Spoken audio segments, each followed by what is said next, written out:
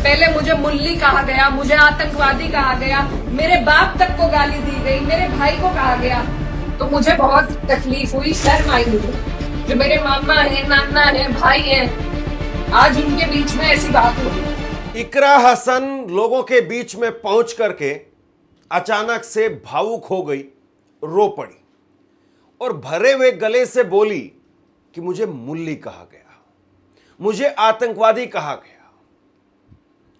मैं इस बात का अफसोस कर रही हूं कि जो लोग मेरे नाना हैं, मेरे मामा हैं, मेरे परिवार के लोग हैं, वो कैसे इस बात को सहन कर गए। सवाल यह भी है कि क्या योगी आदित्यनाथ की सरकार इन धर्म के ठेकेदारों को जेल के अंदर डालेगी जो खुलेआम एक सांसद को गाली दे रहे हैं। और मुझे याद आता है योगी आदित्यनाथ खुद वो संसद के अंदर खड़े होकर के एक वक्त में रो रहे थे और रोते हुए उस वक्त में लोकसभा के स्पीकर सोमनाथ चटर्जी से कह रहे थे कि मुझे संरक्षण दीजिए। तो जब आज उनकी सरकार है, डबल इंजन की सरकार है, एक सांसद को कैसे खुलेआम कोई मुल्ली या आतंकवादी कह सकता है। और उसके बाद में भी अभी तक उस शख्स की गिरफ्तारी नहीं हुई है। यह मामला निकल करके सामने आया है इकरा हसन के संसदीय क्षेत्र कैराना से। और कैराना में एक मंदिर को लेकर के बवाल मचा, हंगामा मचा। और वो मंदिर का बवाल था क्या आखिरकार, वो भी मैं आपको बताऊंगा। आपस में जो है वो एक स्कूल के अंदर कुछ कहासुनी हुई थी और उसके बाद में मंदिर का कुछ हिस्सा क्षतिग्रस्त कर दिया गया और उसके बाद में बवाल देखते देखते यहां तक आ गया।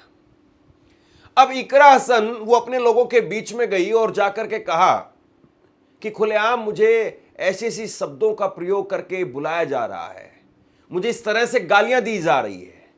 पहले मुझे मुल्ली कहा गया, मुझे आतंकवादी कहा गया, मेरे बाप तक को गाली दी गई, मेरे भाई को कहा गया, तो मुझे बहुत तकलीफ हुई, शर्म आई मुझे।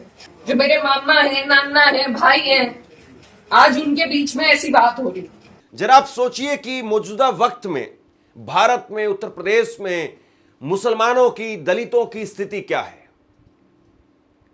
और उसके बाद में जब ऐसी ऐसी शख्सियत, जो बड़ी शख्सियत है, इकरा हसन, वो एक ऐसे घराने से आती है, एक ऐसे परिवार से आती है जहां पर उनके दादा ने मायावती को 2 लाख वोटों से हराया था, अख्तर हसन ने। उनके पिता मुनव्वर हसन वो चारों सदनों के नेता रहे, गिनीज बुक के अंदर उनका नाम दर्ज है। और उनकी मां तबस्सुम हसन वो 2 बार की सांसद, भाई 3 बार के विधायक। खुद ने उन्होंने बीजेपी के पूर्व सांसद प्रदीप चौधरी को अभी हराया। और उसके बावजूद एक ऐसे परिवार से आने वाली इतनी मजबूत शख्सियत को खुलेआम इस तरह से कहा जा रहा है, तो एक आम मुसलमान की, एक आम मुस्लिम लड़की की, या फिर आदमी की, या फिर दलित की क्या स्थिति होगी। दलित के बारे में भी हम देख रहे हैं कि इसी उत्तर प्रदेश से एक वीडियो निकल करके सामने आई थी, हरिओम वाल्मीकि। और हरिओम वाल्मीकि के उस वीडियो में उस दलित को बुरी तरह से मारा गया और उसने जब राहुल गांधी का नाम लिया तो कहा कि हम बाबा के लोग हैं। इकरा हसन ने जिस शख्स पर आरोप लगाए हैं वो है ये शख्स, ये है रोहित प्रधान। रोहित प्रधान है हिंदू सुरक्षा सेवा संघ के जिला अध्यक्ष रोहित प्रधान। और इकरा हसन कह रही कि मुझे खुलेआम इस तरह की बातें कही गई, मुझे खुलेआम इस तरीके से जलील किया गया। मेरा सवाल माननीय पूर्व सांसद जी से है, क्या वो अपने समर्थक का खंडन करेंगे जिनसे वो मुझे गाली दिलवा रहे हैं? क्या उनके घर में बहन बेटी नहीं है? मेरा सवाल सीधा सिर्फ उनसे है कि उनका अत्यंत नजदीकी समर्थक, पहले मुझे मुल्ली कहा गया, मुझे आतंकवादी कहा गया, मेरे बाप तक को गाली दी गई, मेरे भाई को कहा गया। जो लोग ये पूछते हैं कि मेवात वालों को माफ कर दिया था और उसे क्यों नहीं माफ किया, उन्हें मैं ये बताना चाहती हूँ कि ये पहली घटना नहीं है, ये पहली नहीं है घटना। और सीधी सीधी जो गंदी गालियां दी गई हैं वो सिर्फ मेरे नहीं लगी, मुझे नहीं फर्क पड़ता, ना उस व्यक्ति से पड़ता, ना उसके चरित्र से पड़ता, ना उसकी बोली से पड़ता, लेकिन जो संदेश समाज में जा रहा है। और मुझे खुद कप्तान साहब का फोन आया कि आप तहरीर भिजवाइए, मैंने नहीं उन्हें करा, वो भी आज यहीं पे हैं, कोई भी जाके उनसे ये बात पूछ सकता है। क्या मैंने उन्हें करा था कि तहरीर दो? कप्तान साहब ने खुद मंगवाई। और ऐसे लोगों के खिलाफ कार्रवाई होनी चाहिए। एक तरफ तो ये सरकार हमारी बहनों को एसडीएम की कुर्सी पर एक एक दिन के लिए बैठा रही है। जब उन कुर्सियों की शोभा ही नहीं रहेगी, कोई गरिमा नहीं रहेगी, तो क्या फायदा है वहां बिठा के? जब उन्हें अब मैं मंदिर की कहानी आपको बताऊं जिसको लेकर के ये मामला भड़का, उससे पहले जरा सुनिए एक बार। इकरा हसन कह रही है कि मैं कैसे इस बात को कबूल कर लूं, कैसे इस बात को मान लूं कि मेरे अपने लोग, मेरे क्षेत्र के लोग, जो मेरे नाना हैं, मेरे मामा हैं, वो कैसे इस बात को सहन कर गए, या कैसे इनके बीच से ये बात निकल करके सामने आ गई कि एक बेटी को इस तरीके से कहा जा रहा है, एक बेटी के बारे में ऐसे शब्दों का प्रयोग किया जा रहा है। ऐसी बात आखिरकार कैसे हो गई? मैंने कई बार ये बात कही कि मेरे लिए सबसे बड़ी उपलब्धि ये है कि मुझे सबने वोट दिया, सबने अपना आशीर्वाद दिया, अपनी बेटी माना, अपनी बहन माना, और आप सभी मेरी हिम्मत हो।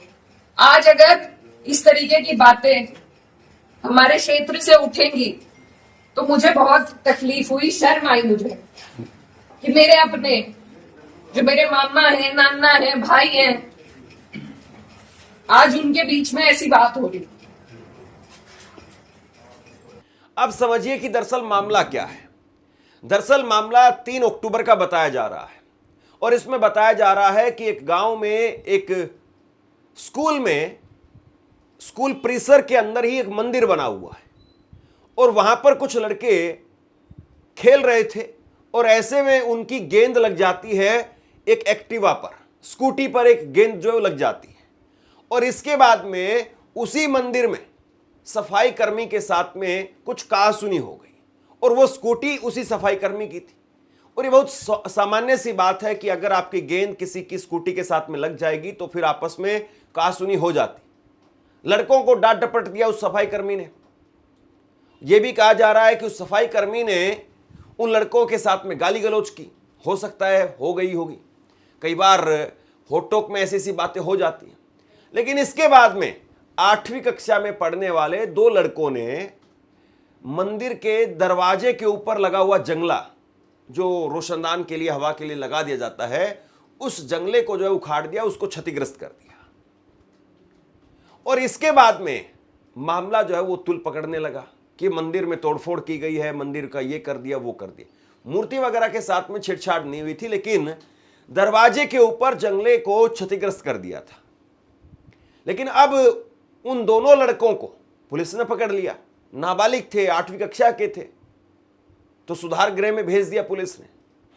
और इस मामले में खुद जो है वो इकरा हसन कह रही है कि मैंने अगर उन लड़कों की हिमायत की हो, उन लड़कों के लिए फोन किया हो कि ये लड़के मुसलमान हैं तो इन लड़कों को छोड़ दीजिए, तो आप जूते उठाइए और 10 जूते मुझे मारिए।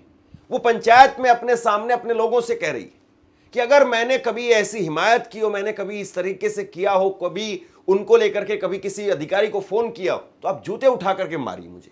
लेकिन फिलहाल जिस पे उंगली उठाई कि इस बच्चे ने ये करा, क्या वो बच्चा जेल नहीं गया?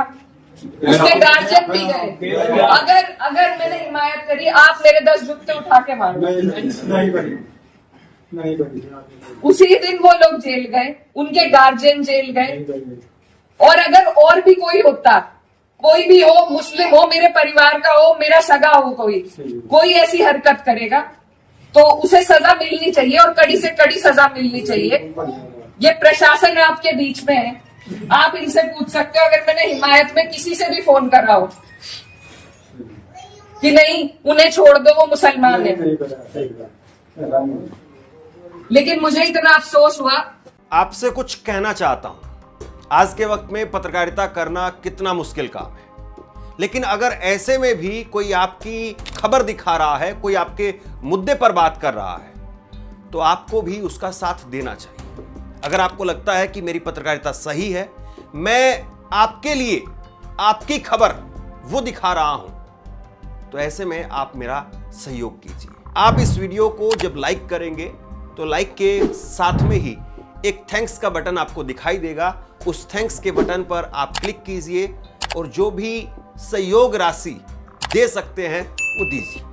दूसरा, आप चैनल को ज्वाइन कर सकते हैं और चैनल को ज्वाइन करके भी मुझे मदद कर सकते हैं। लेकिन जो लोग इस मामले को बड़ा बनाना चाहते थे, उन लोगों ने इस मामले को खूब बड़ा बनाया। अब दरअसल ये मामला इतना बड़ा था नहीं। एक विवाद था, वहां पर सफाई कर्मी की स्कूटी पर गेंद लग गई। हालांकि मामले को वहीं पर टाला जा सकता था, सफाई कर्मी भी टाल सकता था, ये वो लड़के भी टाल सकते थे, माफी मांग लेते कि गलती से लग गई, आगे से नहीं लगेगी। आमतौर पर लग जाती है। कई बार कई लोग क्रिकेट खेलते हैं तो आसपास के घरों में शीशे टूट जाते हैं, वहां पर भी विवाद हो जाते हैं, यहां पर भी विवाद हो गया। लेकिन उन लड़कों ने अति ये कर दी कि मंदिर के दरवाजे के ऊपर लगा हुआ जंगला वो तोड़ दिया। ये गलत बात है, सरासर गलत है। और इसको लेकर के जो है फिर बाद में पुलिस ने एक्शन लिया। लेकिन यहां पर भी मामला थमा नहीं। यहां पर फिर ये रोहित प्रधान की एंट्री हो जाती है और रोहित प्रधान वीडियो पहले बनाता है, फिर उसके बाद में बाइक रैली निकाली। और बाइक रैली भी शाम के समय पर, तकरीबन रात में आप कहिए कि निकाली। क्या वजह थी बाइक रैली निकाली जा रही थी? कोई शक्ति प्रदर्शन हो रहा था वहां पर? आपको कोई कार्रवाई चाहिए थी या आपके हिसाब से कोई कार्रवाई नहीं हो रही थी तो आप बैठ करके धरना देते, मुंह पर काली पट्टी बांधते। धरना इसी तरीके से होता है, तख्तियां हाथ में लेकर के बैठते, नारेबाजी करते। लेकिन बाइक रैली निकाल रहे, वो भी रात में निकाल रहे। फिर उसके बाद में खुद एक वीडियो में ये रोहित प्रधान जो है वो एक वीडियो में कहता हुआ नजर आता है कि गलती हो गई, कुछ लड़के थे मेरे पीछे, उन लड़कों ने ऐसी सी बात बोल दी, हमें माफी दे दो, मैं माफी चाहता हूं और ऐसी कोई बात नहीं होगी। लेकिन सवाल इस बात का है कि जिस तरीके से ये सारी चीजें हुई वो तो आपकी मंशा दिखाता है। और वो रोहित प्रधान कह रहा है कि लाइव वीडियो चल रही थी, लाइव वीडियो में ऐसा किसी ने मेरे पीछे खड़े लड़के ने बोल दिया। तो लाइव वीडियो में ही आप बोल देते, उस लड़के को डांट देते। लेकिन आपने बोला और जब मामला फैल गया, आपने वीडियो जब फैल गई तब अपने हैंडल से अगर डिलीट कर भी देंगे तब भी क्या फर्क पड़ेगा? लोगों ने तो व्हाट्सएप पर वो वीडियो पूरे इलाके में फैला दी। तो कुल मिलाकर के ये मामला था। और ये लड़का कौन है? ये रोहित प्रधान कौन है? इकरा हसन वो खुद कह रही है इस बात को कि ये लड़का पूर्व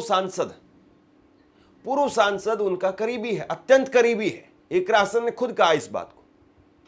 लेकिन कभी इस प्रकार से रहा नहीं।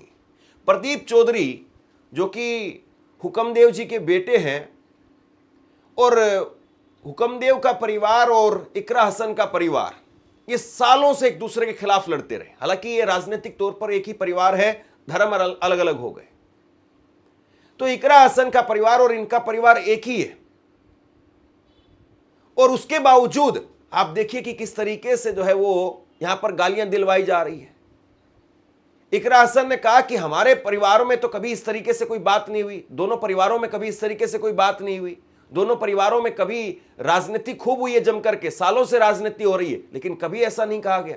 लेकिन अब ऐसा क्यों कहलवाया जा रहा है? क्यों इस तरीके से गालियां दिलवाई जा रही है? मेरा परिवार बहुत सालों से, लंबे अरसे से राजनीति में है, आप लोगों के आशीर्वाद से।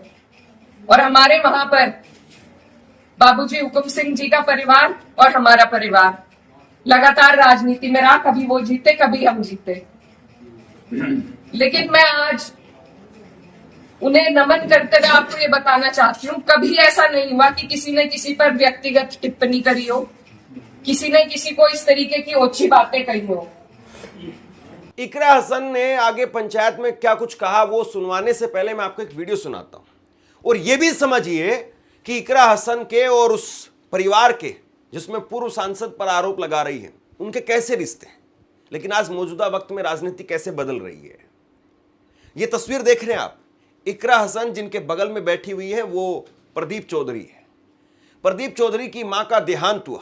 ये बीजेपी के पूर्व सांसद रहे। इन्हीं के परिवार के साथ में एक बहुत लंबे वक्त तक अदावत चलती आ रही है। तो यहां पर इकरा हसन इनके मां के देहांत के बाद में इनके घर पर गई। और इतना ही नहीं, एक वीडियो आप देखिए जो हाल में ही जो है वो इकरा हसन ने मई में एक गांव में लाइब्रेरी का उद्घाटन किया। और लाइब्रेरी में का उद्घाटन हुआ तो वहां पर उन्होंने लाइब्रेरी अपने पिता के नाम पर जो वहां पर स्थानीय लोग थे, उन्होंने इकरा हसन के पिता मुनव्वर हसन के नाम पर लाइब्रेरी रख दी। इकरा हसन ने कहा कि दूसरी लाइब्रेरी जो दूसरे गांव में बनेगी वो बाबू हुकम सिंह जी के नाम पर बनेगी। ये इकरा हसन कह रही है। बाबू हुकम सिंह भाजपा के नेता रहे, उन्हीं के बेटे हैं ये प्रदीप चौधरी, जो कि इनके परिवार के खिलाफ चुनाव लड़ते रहे हमेशा से, लेकिन फिर भी वो इस बात को कह रही है और यहां पर गालियां दिलवाई जा रही है, मुल्ली और आतंकवादी कहा जा रहा है। एक जो मशवरा सभी का बना कि यहाँ पर मेरे मरहूम वालिद साहब के नाम से लाइब्रेरी खुली है, तो दूसरे गांव में जो दूसरी लाइब्रेरी खुलने वाली है उसको मैं भी इसमें अपना समर्थन करती हूँ कि बाबू हुकुम सिंह जी के नाम से उस लाइब्रेरी को खोला जाए, क्योंकि ये जो कैराना की विरासत है ये एक सांझी विरासत है। इसमें जितना योगदान मेरे वालिद का है उतना ही योगदान बाबू हुकम सिंह जी का भी है। दोनों ही व्यक्तियों ने अपने क्षेत्र का नाम आगे बढ़ाने में एडी चोटी का जोर लगाया, अपना खून पसीना बहाया। तो दोनों की ही विरासत को सम्मान देना, आगे बढ़ाना, ये हम नौजवानों का फर्ज है। दोनों हमारे बड़े हैं, बुजुर्ग हैं और दोनों की विरासत को हम इकट्ठा साथ लेकर चलना चाहेंगे। तो इसीलिए मैं प्रधान जी की बात का समर्थन करती हूँ और कोशिश यही है कि जो भी विकास के कार्य लेके आगे चल रहे हैं उसमें हमारी तरफ से इनका रास्ता हम आसान कर सके, जो हमारी तरफ से बन पड़े वो करेंगे इंशाल्लाह। आप सोचिए कि इकरा हसन की राजनीति कैसी है। हाल में ही उन्होंने लोकसभा के अंदर बाकायदा स्पीकर से अपने भाषण में यह मांग की कि शामली से और वैष्णो देवी तक ट्रेन चलाई जाए। वो मुस्लिम समुदाय से आती हैं, लेकिन वैष्णो देवी जहां पर हिंदू समुदाय का एक बहुत बड़ा तबका जाता है, उसके लिए कहा कि शामली से वैष्णो देवी की ट्रेन चलाई जाए। अब बताइए इसमें क्या कहेंगे आप? कहां वो मुसलमानों के लिए कह रही है, कहां वो मुसलमानों के लिए लड़ रही है।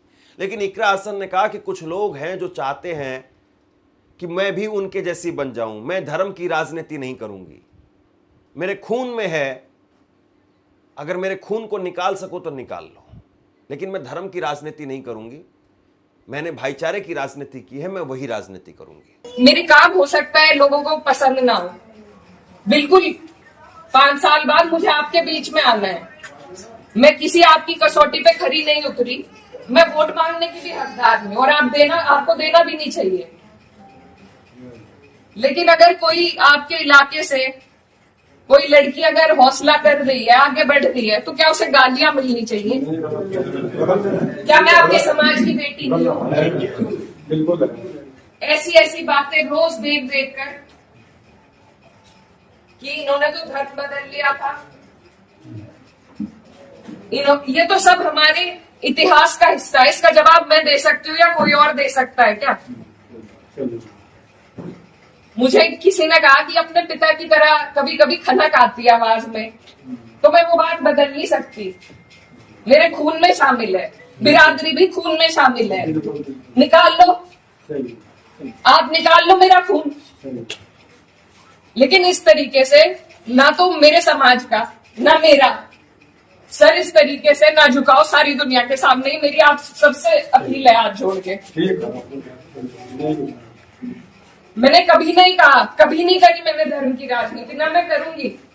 बहुत आसान है अगर मैं सिर्फ मुसलमानों की बात करूं, बहुत आसान है, मुझे कहीं भी नहीं जाना।